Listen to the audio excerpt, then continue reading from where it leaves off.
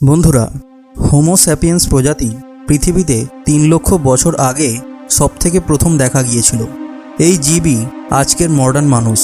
আর আজকে আমরা যে সমস্ত লোকেদের দেখি তারা সবাই এই প্রজাতিকে বিলং করে। কিন্তু এখন প্রশ্নটা হলো যে যদি পৃথিবীর সমস্ত মানুষই হোমো স্যাপিয়েন্স হয়ে থাকে, তাহলে কেন একজন চাইনিজ ব্যক্তিকে একজন ইন্ডিয়ান ব্যক্তির থেকে এতটা আলাদা দেখতে লাগে? একজন ইন্ডিয়ান এবং চাইনিজের মধ্যে ডিফারেন্সের জন্য আপনি তাদেরকে সহজেই চিনতে পারবেন, আর অপরদিকে একজন আফ্রিকান এবং ইউরোপিয়ান ব্যক্তিকেও চিনতে পারবেন। তাহলে এই সমস্ত একই প্রজাতির মানুষ আসলে একে অপরের থেকে এতটা আলাদা কেন দেখায়, আর এর পিছনের কারণটা আসলে কি? ইন্ডিয়ানসদের ট্যান্ড স্কিন, চাইনিজদের ছোট চোখ এবং ইউরোপিয়ানসদের ফর্সা চামড়ার পিছনের রহস্যটা আসলে কি? আজকের এই ভিডিওতে আপনি এই সব কিছুর ব্যাপারেই জানতে চলেছেন। তাই প্লিজ ভিডিওটিকে শেষ পর্যন্ত দেখুন, এবং আপনি যদি এখনও চ্যানেলটিকে সাবস্ক্রাইব না করে থাকেন তাহলে প্লিজ সাবস্ক্রাইব করে বেল আইকনটি প্রেস করুন, যাতে নতুন ভিডিওর নোটিফিকেশান আপলোড হওয়া মাত্রই আপনার কাছে পৌঁছে যায়। তো চলুন শুরু করা যাক।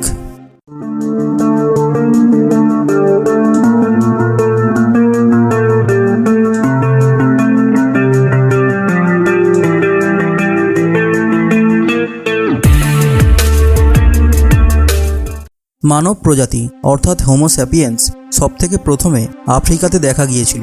এটা মনে করা হয় প্রায় 3 লক্ষ বছর আগে পৃথিবীর সমস্ত মানুষ প্রায় একই রকমের দেখতে ছিল, সেটা আজকের চাইনিজ ব্যক্তিই হোক কিংবা ইন্ডিয়ান। আর সবাই একসাথে খুশিতে জীবনযাপনও করছিল আইস এজে। কিন্তু আজ থেকে প্রায় 1,30,000 বছর আগে আইস এজে এমন সময় এসেছিল যেটাকে বলা হয় ইন্টারগ্লেসিয়াল ইন্টারলুড, অর্থাৎ সহজ ভাষায় আইস এজে গরম বাড়তে থাকে, যার জন্য আফ্রিকা থেকে বেরোনোর বরফে ঢাকা রাস্তা গলতে শুরু করে, আর বড় সংখ্যায় মানুষের মাইগ্রেশন হতে শুরু করে, অর্থাৎ ওরা অন্য পরিবেশের খোঁজে আফ্রিকা থেকে চলে যেতে শুরু করে। আর তারপর ওরা লেভান্টিন রিজনস যেমন আজকের modern Israel, Syria, Jordan, turkey ইত্যাদি জায়গায় ছড়িয়ে পড়ে, যেখান থেকে কিছু মানুষ কয়েক হাজার বছর পরে ইউরোপে চলে যাবে আর কিছু এশিয়ার দিকে। 40,000 বছর আগে পর্যন্ত হোমো স্যাপিয়েন্স ইন্ডিয়া এবং চায়না পর্যন্ত ছড়িয়ে পড়েছিল। আর তারপর এখানে বছরের পর বছর নতুন জায়গা ও নতুন পরিবেশে থাকতে থাকতে মানুষের মধ্যে 4টি মেজর হিউম্যান রেসেসের জন্ম হয়েছিল। যারা ইউরোপ চলে গিয়েছিল মাইগ্রেশনের সময়, সেই লোকেদের আজ ককেশিয়ান বলা হয়, আর যারা আফ্রিকাতেই ছিল তাদেরকে নিগ্রয়েড বলা হয়। একইভাবে যারা সাউথ ইস্ট এশিয়াতে চলে গিয়েছিল তারা মঙ্গোলয়েড রেসের মানুষ, আর যারা অস্ট্রেলিয়া এবং পলিনেশিয়ার অরিজিনাল মানুষ তারা অস্ট্রেলোজয়েডস রেসের অন্তর্ভুক্ত। অনেক জেনে নিলাম আমরা ইতিহাসের সম্পর্কে। এবার প্রশ্নটা হলো, এই সমস্ত মানুষ একে অপরের থেকে এতটা আলাদা কেন দেখায়, আর এদের মধ্যে এত ভিন্নতা আসলে কোথা থেকে এসেছিল? এটা আমরা জানব চার্লস ডারউইনের থিওরি অফ ইভলিউশন থেকে। কিন্তু আমাদের সবথেকে প্রথমে জানতে হবে যে আসলে ইন্ডিয়ানস কারা রেসিয়ালি। কারণ আমরা ইউরোপিয়ানসদের মতো তো দেখতে নয়, আর না তো চাইনিজদের মতো। তাহলে আমরা কারা? ইন্ডিয়ানসরা আসলে 3টি রেসেসের মিক্সচার: ককেশিয়ান, অস্ট্রেলোজয়েডস এবং মঙ্গোলয়েডস। নর্থ ইন্ডিয়া থেকে যে সমস্ত ইন্ডিয়ানস রয়েছেন তাদের ডিএনএতে ককেশিয়ান জিনস বেশি রয়েছে, আর অস্ট্রেলোজয়েডস এবং মঙ্গোলয়েডস কম। সাউথ ইন্ডিয়াতে যে সমস্ত ইন্ডিয়ানস রয়েছেন তাদের মধ্যে অস্ট্রেলোজয়েডস জিনস বেশি আছে, আর নর্থ ইস্ট ইন্ডিয়াতে যে সমস্ত ইন্ডিয়ানস রয়েছেন তাদের মধ্যে মঙ্গোলয়েড জিনস বেশি রয়েছে।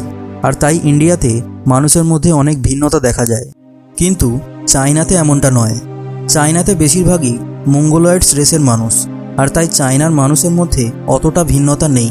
কিন্তু এবারে আসবো সেই প্রশ্নে যে চাইনিজরা চাইনিজদের মতো কেন দেখতে, আর ইউরোপিয়ানসরা ফর্সা কেন হয়ে থাকে, এবং ইন্ডিয়ানসরা ইন্ডিয়ানসের মতো কেন দেখতে। তাহলে চলুন আর একবার অতীতে। তবে এখন আমরা যাব মঙ্গোলিয়ার বরফে ঢাকা মরুভূমিতে, যেখানে মঙ্গোলয়েড রেসের জন্ম হয়েছিল। যখন আফ্রিকা থেকে লোকেরা সাইবেরিয়ার বরফে ঢাকা মরুভূমিতে এসেছিল, তখন ওদের জীবিত থাকার জন্য ওখানের পরিস্থিতির সাথে মানিয়ে নিতে হয়েছিল। আর যে বিশেষত্ব ওখানের লোকেদের জীবিত রাখতে সক্ষম করেছিল, সেই বিশেষত্বের উন্নতি সাধন সম্ভব হয়েছিল। যেমন উদাহরণস্বরূপ, চাইনিজদের চোখ ছোট হয়ে থাকে। সেটার পিছনের কারণ হলো ওই ছোট চোখই লক্ষ লক্ষ বছর আগে সাইবেরিয়ার তুষার ঝড়ের হাত থেকে ওদের বাঁচাতো। তাছাড়া বরফ 90% সূর্যের রশ্মিকে রিফ্লেক্ট করে, তাই চোখকে আলট্রাভায়োলেট রেসের হাত থেকে বাঁচানোর কাজ ছোট চোখই সব থেকে ভালো করতে পারে। চরম ঠান্ডায় যাতে শরীর থেকে বেশি উত্তাপ না বেরিয়ে যায়, তাই মঙ্গোলয়েড ফেসিয়াল ফিচার বেশি চ্যাপ্টা হতে থাকে, আর ওতে ফেস ফ্যাটের মাত্রা অন্যান্য রেসের থেকে বেশি হতে থাকে। চ্যাপ্টা ফেসিয়াল ফিচার হিমায়িত মাংসকে চেবাতেও অনেক হেল্প করত। আর চাইনিজ লোকেদের চোখেতে এক্সট্রা ফ্যাট ঠান্ডা থেকে প্যাডিং দেওয়ার জন্য হয়ে থাকে, আর তাই ওখানকার লোকেদের বেশিরভাগেরই সিঙ্গেল আইলিডস অর্থাৎ মোনোলিডস হয়ে থাকে। এই মোনোলিডস চরম ঠান্ডার জন্য নরওয়ে এবং সুইডেনের কিছু লোকেদেরও রয়েছে। অপরদিকে ইন্ডিয়ানস জেনেটিক্যালি ককেশিয়ান, অর্থাৎ আমাদের ফেসিয়াল ফিচার ইউরোপিয়ানদের সাথে বেশি মিল খায়। তবে প্রশ্নটা হলো, ইউরোপিয়ানসরা এত ফর্সা কিভাবে হলো? এটার উত্তরও হলো ইভলিউশন। যখনই আফ্রিকা থেকে হোমোস্যাপিয়েন্স ইউরোপে পৌঁছেছিল আর ওখানেই সেটেল হতে শুরু করেছিল, তার কয়েক বছর পরে একটা ভয়ানক হাড়ের রোগ ওখানকার লোকেদের গ্রাস করতে থাকে। এই রোগের নাম ছিল রিকেটস। রিকেটসের জন্য অনেক বাচ্চা ডিফর্ম হয়ে যেত অথবা অল্প বয়সেই মারা যেত। আর এই রোগ ওখানে বিপুল সংখ্যায় হতে শুরু করেছিল, কারণ ওখানকার লোকেরা কোথাও থেকে ভিটামিন ডি পাচ্ছিল না, যে নিউট্রিশন হাড়ের বিকাশের জন্য ভীষণ জরুরি। আফ্রিকাতে জোরদার সূর্যের রশ্মি থাকার জন্য ওখানে লোকেরা ভরপুর ভিটামিন ডি পেত, কিন্তু ইউরোপে যেখানে সূর্যের রশ্মি প্রায় আসে না বললেই চলে, ওখানে কিভাবে ভিটামিন ডি পাওয়া যাবে?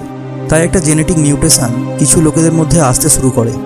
ওদের শরীর থেকে মেলানিন অর্থাৎ সেই কেমিক্যাল যেটা আমাদের চামড়াকে রং দিয়ে থাকে, সেটা শরীর থেকে কমতে শুরু করে।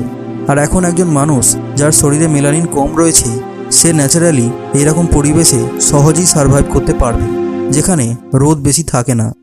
আর তাই এই বিশেষত্ব খুব তাড়াতাড়ি ছড়িয়ে পড়তে থাকে, আর কয়েক শতাব্দীর মধ্যেই ওখানের লোকেদের গায়ের রং ফর্সা হয়ে যায়।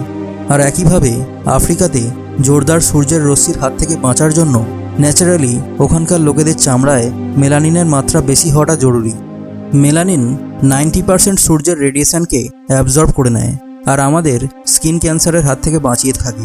আর তাই একজন ইউরোপিয়ানসকে যদি আফ্রিকাতে পাঠানো হয় আর রোদের মধ্যে দাঁড় করিয়ে দেওয়া হয়, তাহলে ওদের চামড়া খুব সহজেই বার্ন হয়ে যাবে, যার জন্য স্কিন ক্যান্সারের সম্ভাবনা বেড়ে যাবে। আর এই প্রবলেম আজ ফেস করছে অস্ট্রেলিয়ানস, যারা তো মোস্টলি ইউরোপিয়ানস, কিন্তু ওরা এমন স্থানে মাইগ্রেট হয়েছে যেখানে সূর্যের রশ্মি ভীষণ স্ট্রং।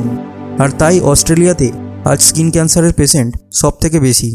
ইন্ডিয়াতেও আমাদের স্কিন কালার ব্রাউন, কারণ এখানেও সানলাইট স্ট্রং, আর মেলানিন আমাদের এটার হাত থেকে বাঁচিয়ে থাকে, আর তাই মেলানিন আমাদের ব্রাউন কালারও দিয়ে থাকে।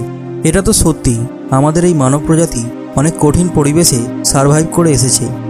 আজ আপনি যেমনই দেখতে, আপনার সেটার জন্য গর্ব হওয়া উচিত, কারণ ওই ফিচার্সের জন্যেই আপনি পাস্টে সারভাইভ করতে পেরেছিলেন আর আজও জীবিত রয়েছেন এবং লাইফকে অনুভব করছেন।